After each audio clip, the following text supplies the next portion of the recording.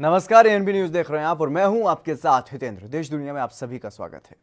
दुनिया में कोरोना संक्रमितों की संख्या 1,04,13,558 तक पहुंच गई है और उनमें से 56,69,594 लोग ठीक हो चुके हैं। वहीं 5,08,250 लोगों ने जान गंवाई है और अमेरिका में 24 घंटे में 41,586 नए मामले सामने आए हैं, जबकि 338 लोगों की जान चली गई। देश में अब तक 26 लाख से ज्यादा मामले सामने आ चुके हैं और वहीं 1.28 लाख मौत भी हो चुकी हैं और संक्रमण के मामले बढ़ने के बाद कई राज्यों को खोले जाने की योजनाओं को रोक दिया गया है। इसमें कैलिफोर्निया जैसे राज्य शामिल हैं।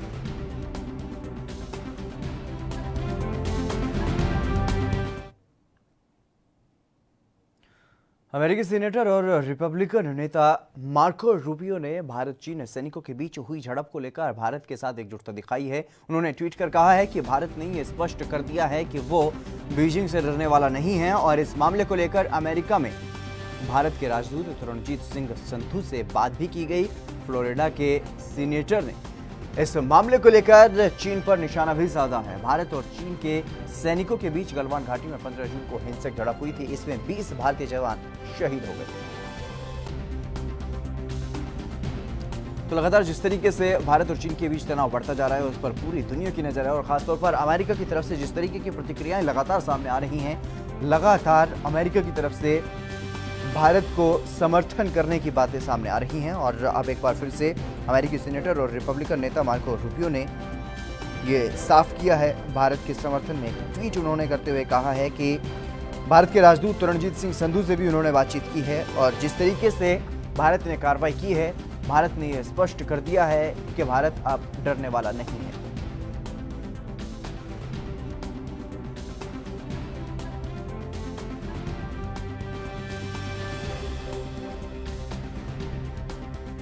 जिस तरीके से गलवान में हिंसक झड़प हुई थी और भारत के और चीन के सैनिकों में जो हिंसक झड़प हुई उसमें 20 भारतीय जवान शहीद हुए और चीन की तरफ से भी भारी नुकसान की खबरें जो है वो सामने आ रही हैं, लेकिन चीन की तरफ से कोई पुष्टि अभी तक नहीं की गई है और इस पर पूरे विश्व की नजर है।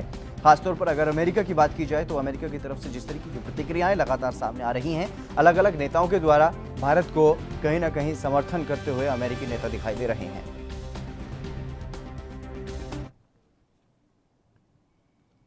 चीन ने अब भूटान की जमीन पर दावा किया है और ग्लोबल एनवायरमेंट फैसिलिटी काउंसिल की 58वीं बैठक में चीन ने भूटान के सक्तेंग वन्य जीव अभयारण्य की जमीन को विवादित बताया है और साथ ही इस प्रोजेक्ट के लिए होने वाली फंडिंग का भी विरोध किया है। भूटान ने चीन की इस हरकत का कड़ा विरोध किया है और भूटान ने कहा है कि हम साफ कर देना चाहते हैं कि ये जमीन हमारे देश का अटूट हिस्सा है। सच्चाई ये है कि अभयारण्य की इस जमीन को लेकर के दोनों देशों में कभी विवाद नहीं रहा है। हालांकि दोनों देशों के बीच अभी भी सीमाएं तय नहीं हैं, लेकिन चीन इसी बात का फायदा उठाने की कोशिश कर रहा है।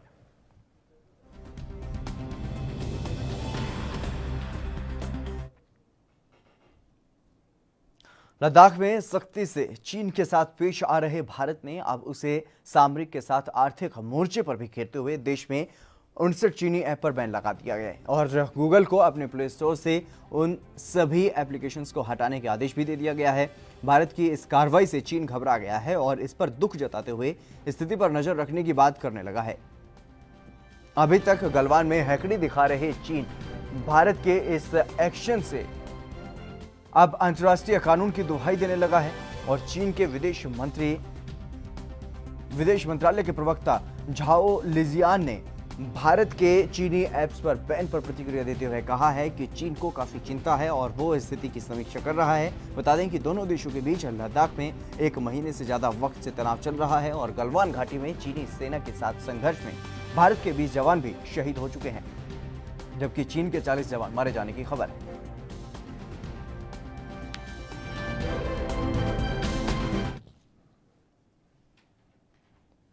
लॉकडाउन के कारण हिमाचल के ऊना के पूर्व नौसैनिक का इंजीनियर बेटा कुवैत में पिछले लगभग 3 महीनों से फंसा हुआ है। 6 अप्रैल को वीजा खत्म होने के बाद उसे भारत वापस अपने घर आना था। 25 मार्च को लॉकडाउन होने के कारण सारी फ्लाइट कैंसिल होने से वो अभी तक वहीं पर रुका हुआ है। हालांकि भारत सरकार वंदे भारत मिशन के तहत विदेशों से भारतीयों को धीरे धीरे वापस भारत ला रही है, लेकिन कुवैत के लिए अभी तक बहुत अधिक फ्लाइट्स नहीं हैं, जिसकी वजह से ऋषभ अभी तक वहीं पर फंसा हुआ है। और अब परेशान इंजीनियर के परिवार ने भारत सरकार और पीएम मोदी से उन्हें वापस लाने की गुहार लगाई है। वहीं कुवैत से मीडिया को भेजे वीडियो में इस इंजीनियर ने खुद भी पीएम मोदी से उन्हें वापस अपने वतन लाने की अपील की है। मेरे को बहुत आ रही है, मैं उसका फोन भी नहीं सुन सकती। 3 महीने से कमरे में बंद है, और जब इनके पास फोन आता तो उसी टाइम मेरे को तकलीफ हो जाती, मैं गिर जाती। मेरी यही गुजारिश है सरकार से कि मेरे बेटे को जल्दी से जल्दी वापस लाए। तो बेटे की कितनी ज्यादा आती है आपको? बेटे को बहुत ज्यादा आती है, मैं रात को सोती नहीं हूँ, घूमती रहती हूँ।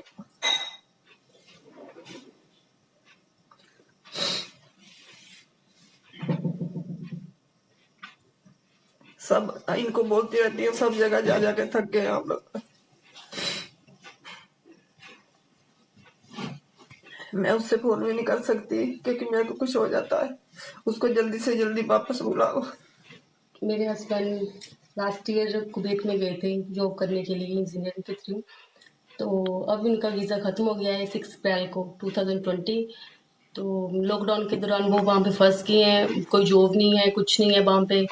तो इस टाइम समय व्यतीत करना बड़ा मुश्किल है वहाँ पे। ऐसे 2-3 मंथ हो गए हैं रूम में बैठे हुए अकेले अकेले ऐसे ही। तो फिर होता है कि डिप्रेशन का शिकार भी हो जाता है बंदा ऐसे। तो यहाँ पे हमने सभी को डिस्ट्रिक्ट में, स्टेट में सभी को बोला है, मंत्रियों को, पापा ने ऐसे सभी को जा के, पर किसी ने कुछ भी सुनवाई नहीं की है।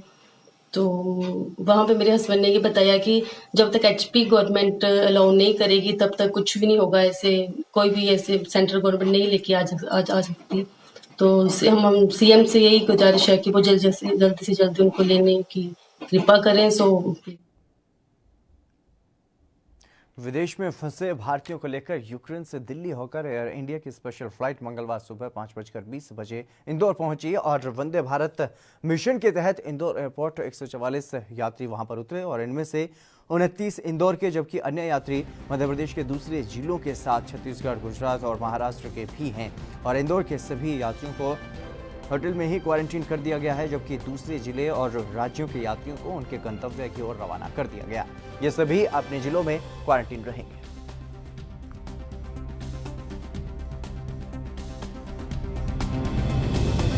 सुबह 5:20 पर वंदे भारत मिशन के तहत इंदौर एयरपोर्ट पर एयर इंडिया की फ्लाइट आई, जिसमें 144 यात्री इंदौर एयरपोर्ट पर उतरे। इनमें से 29 यात्री इंदौर के थे, जिनको गवर्नमेंट ऑफ इंडिया के नियमानुसार इंस्टीट्यूशनल क्वारंटाइन होटल सूर्या में कराया जाएगा। साथ ही अन्य राज्यों के भी यात्री इसमें पाए गए, जो छत्तीसगढ़, महाराष्ट्र एवं गुजरात के थे। साथ ही मध्य प्रदेश के भी विभिन्न जिलों के यात्री इस विमान से इंदौर एयरपोर्ट पर उतरे। ये सभी यात्री अपने अपने निर्धारित जिलों में गवर्नमेंट ऑफ इंडिया के नियमानुसार इंस्टीट्यूशनल क्वारंटाइन। प्रधानमंत्री नरेंद्र मोदी ने कोरोना वायरस के टीके को लेकर की जा रही तैयारियों की समीक्षा के लिए एक उच्च स्तरीय बैठक की अध्यक्षता की और पीएम मोदी ने अधिकारियों को समय पर टीकाकरण सुनिश्चित करने के लिए तमाम प्रौद्योगिकी उपकरणों का मूल्यांकन करने का निर्देश दिया है। प्रधानमंत्री नरेंद्र मोदी ने यह भी निर्देश दिया है कि इस तरह के बड़े पैमाने पर टीकाकरण के लिए विस्तृत योजना तत्काल की जानी चाहिए। और बैठक में भारतीय और वैश्विक टीका विकास प्रयासों की वर्तमान स्थिति की भी समीक्षा की गई।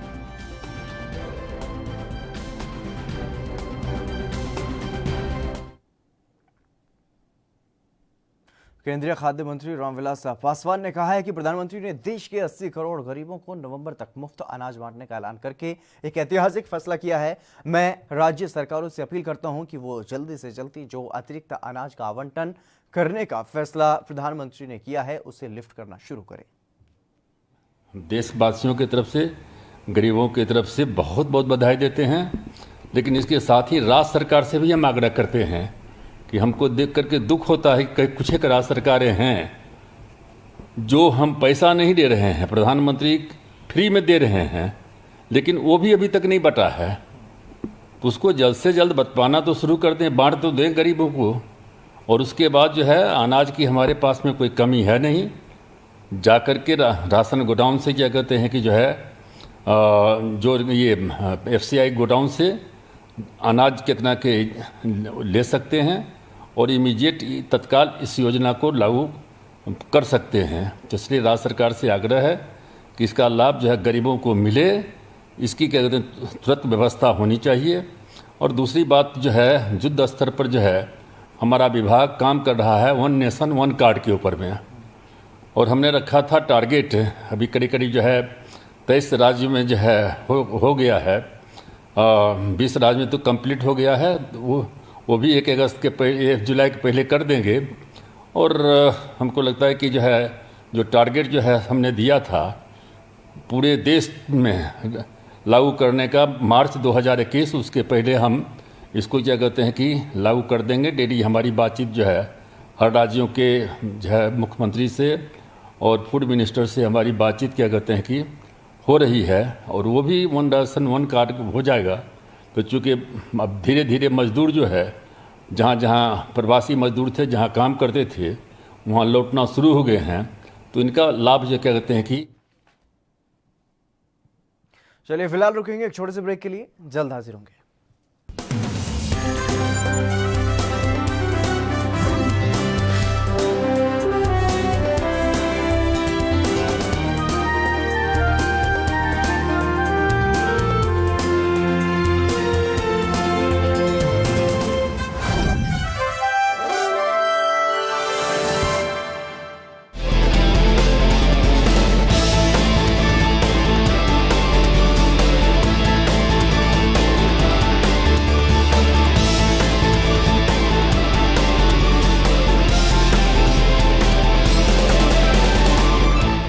घुटना, कंधा या कमर, चाहे जैसा हो दर्द, डॉक्टर ऑर्थो आपको देता है दर्द से पूरी आजादी, एक भरपूर जिंदगी।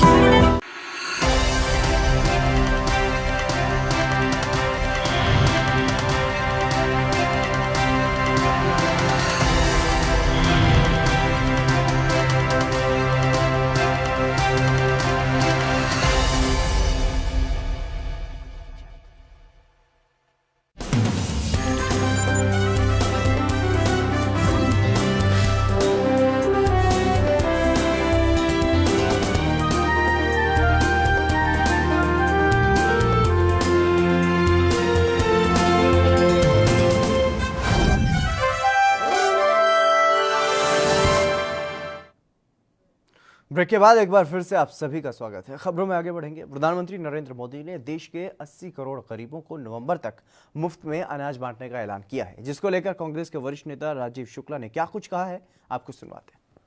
देखिए, ये तो बहुत जरूरी है। इसी को तो कांग्रेस पार्टी बराबर मांग करती रही है कि लोगों को राशन दो। ये मजदूर बेचारे इतने गए बिना राशन की तकलीफ के, गांव गांव में लोग परेशान हैं, उनको अनाज दो, राशन दो, ये कहा। इसके अलावा जो उनके खातों में जो है आपको 7-7 हजार रुपए डालने चाहिए कम से कम।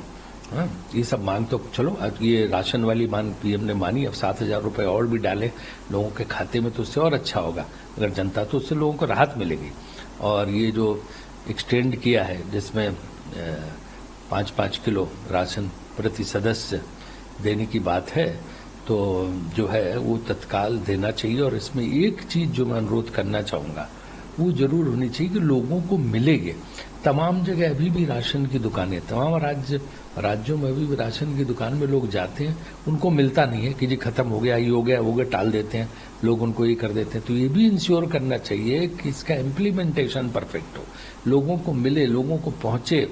वरना क्या होता है कि ये बीच में बिचौलिए ले जाते हैं और लोगों तक नहीं पहुंच पाता। उस तरफ भी ध्यान देना होगा कि इस योजना, क्योंकि ओरिजिनल योजना तो ये मनमोहन सिंह सरकार की है, फूड सिक्योरिटी जो बिल पास हुआ था, खाद्य सुरक्षा योजना, जिसमें है कि लोगों को कोई भूखे नहीं मर पाएगा। खाद्य सुरक्षा योजना का बिल जो मनमोहन सिंह सरकार ने पास किया था, इसका मूल आधार वही है। वहीं से सब ये सुविधा और प्रावधान हुए कि लोगों को ये सब अनाज मिल सके। लेकिन अच्छी बात है, एक सरकार जाती है, दूसरी सरकार आगे बढ़ के अगर उसको कर रही तो ठीक है, तो भेजें। प्रधानमंत्री नरेंद्र मोदी के संबोधन से पहले कांग्रेस के पूर्व अध्यक्ष राहुल गांधी ने चीन से तनाव और पेट्रोल की बढ़ती कीमतों को लेकर मोदी सरकार को घेरा। राहुल गांधी ने पेट्रोल और डीजल के दामों को लेकर कहा कि पिछले 3 महीने में 22 बार दाम बढ़ाए गए हैं और वहीं चीन को लेकर के कांग्रेस नेता ने कहा है कि पीएम मोदी बताएं कि चीन की फौज को वो कब और कैसे देश से निकालेंगे। राहुल गांधी ने ट्विटर पर एक वीडियो साझा किया। पेट्रोल और डीजल के दामों को लेकर राहुल गांधी ने कहा कि पिछले 3 महीने में 22 बार दाम बढ़ाए गए हैं और पिछले 3 महीनों में कोरोना ने देश की अर्थव्यवस्था को नुकसान पहुंचाया है। सबसे ज्यादा नुकसान गरीबों को हुआ है।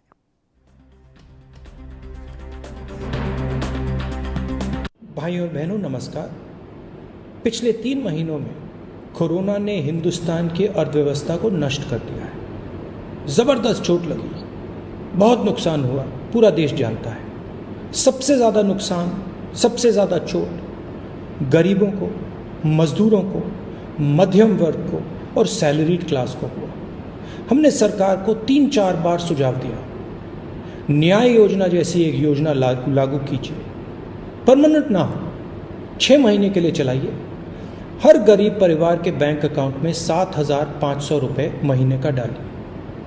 इससे डिमांड क्रिएट होगा, अर्थव्यवस्था फिर से चालू होगी। सरकार ने मना कर दिया, एक बार नहीं 3-4 बार उन्होंने मना किया। कारण क्या दिया? उन्होंने कहा कि हमारे पास पैसा नहीं है। मैं देश को याद दिलाना चाहता हूं कि सरकार ने लाखों करोड़ रुपए 15 सबसे अमीर क्रोनी कैपिटलिस्ट का टैक्स माफ किया था और पिछले 3 महीनों में नरेंद्र मोदी की सरकार ने पेट्रोल और डीजल के दाम बढ़ाए हैं। 22 बार उन्होंने पेट्रोल और डीजल के दाम बढ़ाए हैं। पैसे की कोई कमी नहीं है। 3 लाख करोड़ रुपए सरकार के पास है। तो नरेंद्र मोदी जी, न्याय योजना जैसी योजना लागू कीजिए, 6 महीने के लिए चलाइए और हर गरीब परिवार को 7,500 रुपये महीना का दीजिए। और एक दूसरा सवाल है, आपसे सवाल है, नरेंद्र मोदी जी से सवाल है। पूरा देश जानता है कि चाइना ने हिंदुस्तान की पवित्र ज़मीन छीनी है। हम सब जानते हैं कि चाइना लद्दाख में 4 जगह अंदर बैठा हुआ है। नरेंद्र मोदी जी, आप देश को बताइए, चाइना की फौज को आप हिंदुस्तान से कब निकालेंगे और कैसे? धन्यवाद। जय। केंद्रीय सूचना और प्रसारण मंत्री प्रकाश जावड़ेकर ने भारत में 59 चाइनीज ऐप्स पर प्रतिबंध लगाने के फैसले की सराहना की है। उनका कहना है कि भारत सरकार के इस फैसले से भारतीय स्टार्टअप को बढ़ावा मिलेगा और इसके साथ ही केंद्रीय मंत्री ने आत्मनिर्भर भारत की ओर से एक सही कदम इसे बताया है। और प्रकाश जावड़ेकर ने अपने ट्वीट में लिखा है कि पूरे देश ने 59 चाइनीज ऐप्स पर प्रतिबंध लगाने के नरेंद्र मोदी सरकार के फैसले की सराहना की है और इससे भारतीय स्टार्टअप को प्रोत्साहन मिलेगा। वे बहुत जल्द बेहतर संस्करण के साथ आएंगे और यह आत्मनिर्भर भारत की ओर एक सही कदम है।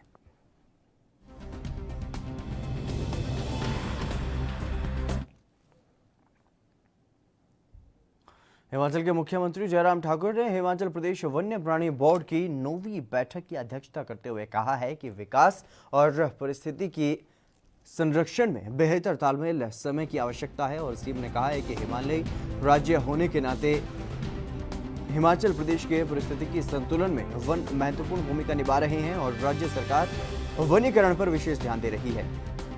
वर्तमान वर्ष के दौरान 1.20 करोड़ पौधे लगाने का लक्ष्य निर्धारित किया गया है। उन्होंने कहा है कि राज्य के वनों में समृद्ध जैव विविधता है और ये लोगों को चारा, इमारती लकड़ी और चिकित्सीय पौधों की उपलब्धता के अतिरिक्त ये विभिन्न प्रकार के वन्य जीवों की प्रजातियों को भी आश्रय प्रदान करते हैं। उन्होंने मानवता के कल्याण के लिए परिस्थितिकी संतुलन की आवश्यकता पर बल दिया है। हिमाचल एक टूरिस्ट डेस्टिनेशन है देश विदेश के लिए और उस दृष्टि से मेरा ये मानना है कि वाइल्ड लाइफ के इस संदर्भ को अगर हम देखें तो बहुत सारी चीजें ऐसी हैं जिनको हम इसमें ऐड कर सकते हैं और हमारे पर्यटक को भी वो बहुत मजबूती दे सकते हैं। और हमारी टूरिज्म की फेवरेट जो टूरिस्ट डेस्टिनेशंस हैं उसी तरह से वाइल्ड लाइफ की भी कुछ अगर एक्टिविटीज हमारी शुरू होती हैं, कुछ जगह हमारे प्रोजेक्ट्स इस प्रकार से चलते हैं, तो निश्चित रूप से हिमाचल प्रदेश में टूरिज्म को भी।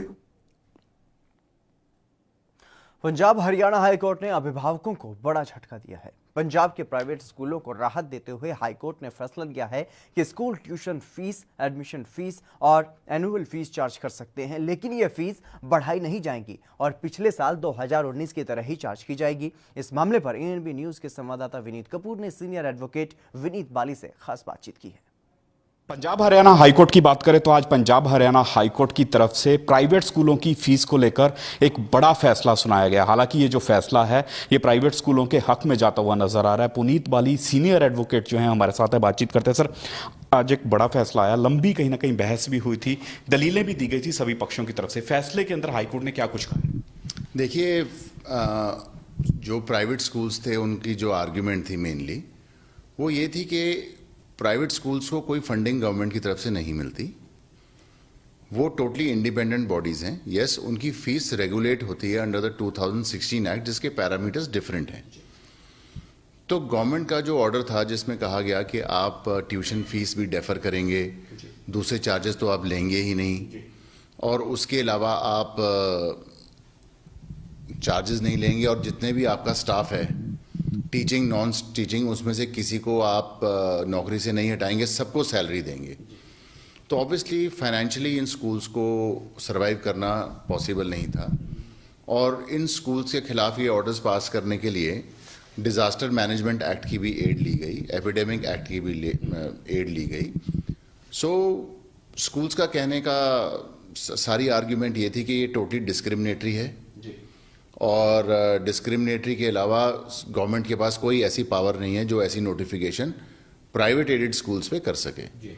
तो जो आज अहम फैसला आया है हाई कोर्ट का, उसमें दो तीन चीज़ें बड़ी कैटेगोरिकली सामने आई हैं कि एक कि डिज़ास्टर मैनेजमेंट की आड़ में ऐसे ऑर्डर नहीं पास किए जा सकते, क्योंकि स्कूल फीस रिड्यूस की जाए या ना ली जाए उससे कोविड-19 नहीं ख़त्म हो सकता। नंबर 2, जो लॉकडाउन की डेट है उसको 8/6/2020 मान के ये कहा गया है कि ये इंडेफिनेटली नहीं हो सकता कि जब तक स्कूल नहीं खुलेंगे तब तक ये आप फीस या एडमिशन फ़ी या जो चार्जेस बाकी हैं वो नहीं लेंगे। तो ऐसे इन दोनों मेन इश्यूज़ को रखते हुए सामने स्कूल्स की फेवर में फैसला है।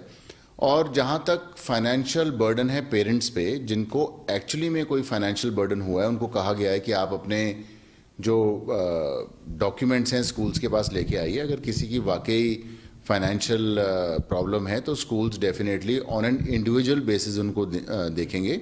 और ये हमारी तरफ से आर्ग्यूमेंट में भी कहा गया था कि ऐसा नहीं है कि हम प्राइवेट एडेड स्कूल्स हैं तो हमारा कोई ह्यूमन फेस नहीं है या हमारी कोई सोशल रिस्पॉन्सिबिलिटी नहीं है, लेकिन आप एक ही ऑर्डर से सब लोगों को सेम पेडिस्टल पे नहीं ला सकते।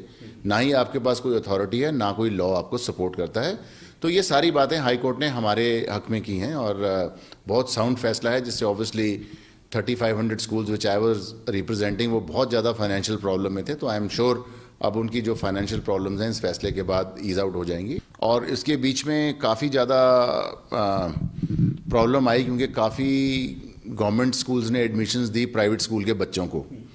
तो अब तो जो डैमेज होना था वो हो गया, अब तो उसको रिपेयर कैसे करेंगे, फाइनेंसेस कैसे वर्कआउट करेंगे, it again depends upon an individual school, उसकी क्या पोजीशन है क्या नहीं है। जी, तो सर सारी की सारी जो रिट पिटीशन थी डिस्पोज ऑफ हो गई आज इन ऑर्डर्स के साथ? हाँ जी, हाँ, सारे जो पंजाब के स्कूल के मसले थे वो सारे डिसाइड हो गए हैं, और अब जो भी फीस का फैसला होगा वो उस जजमेंट के बेसिस पे ही होगा। बिल्कुल, फीस का फैसले की अगर बात करें तो जजमेंट के आधार पर होगा। एक बड़ा फैसला यहाँ पर कोर्ट जो है वो देती हुई नजर आ रही है, और इस कोर्ट के फैसले से कहीं ना कहीं जो प्राइवेट स्कूल एसोसिएशन है या प्राइवेट स्कूल मैनेजमेंट जो है उनमें कहीं ना कहीं खुशी भी देखने को मिल रही है, और सभी इस ऑर्डर का स्वागत करते हुए नजर आ रहे हैं। हालांकि देखना यही होगा कि अभिभावक या फिर पेरेंट्स एसोसिएशन जो हैं वो इस फैसले को किस नजरिए से देखते हैं। कैमरामैन देवेंद्र सिंह के साथ विनीत कपूर, ANB न्यूज, चंडीगढ़। पंजाब के मुख्यमंत्री कैप्टन अमरिंदर सिंह की अगुवाई में पंजाब कैबिनेट की बैठक हुई, और इस बैठक में कोरोना वायरस के ताजा हालातों समेत आगे की रणनीति को लेकर के विचार विमर्श किया गया। बैठक के बाद पंजाब के वित्त मंत्री मनप्रीत सिंह बादल ने बताया कि कोविड-19 की महामारी की तरफ आज सारी कैबिनेट का ध्यान था, और स्वास्थ्य विभाग ने पूरी जानकारी कैबिनेट को दी। कि पंजाब में क्या स्थिति है और आने वाले दिनों के लिए क्या कुछ तैयारी की गई है।